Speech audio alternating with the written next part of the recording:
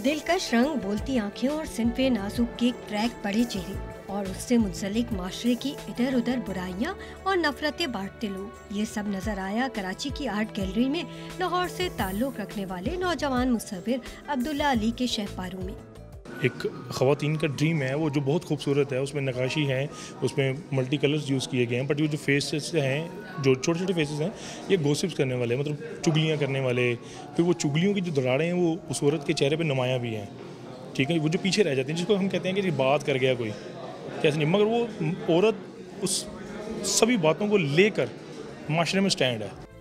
मुसव्विर ने सिनफे नाजुक के एहसासात और जज्बात को कैनवस पर समेटा तो दीदा ज़ेब रंगों के इंतखाब ने तख्लीक का हुस्न और बढ़ा दिया।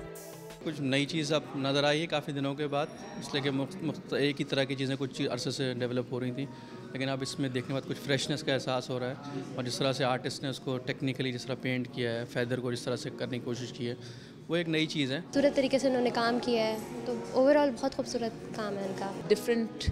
एलिमेंट्स कैप्चर करने की कोशिश की है, so that's wonderful and the detailing in the work is wonderful. Abdullah को मुसव्वरी का फन विरासत में मिला है और उनका मानना है कि ख़वातीन हर जज्बे का इजहार भरपूर अंदाज से करती हैं और यही मुहर्रिक उन्हें बहुत लुभाता है। अब्दुल्ला अली के इन खूबसूरत शहपारों को देखकर ये बात कही जा सकती है कि रंग बातें करें और बातों से खुशबू आए। कैमरामैन शफीक दिलशाद के साथ नुसरत वसी, डॉन न्यूज़, कराची।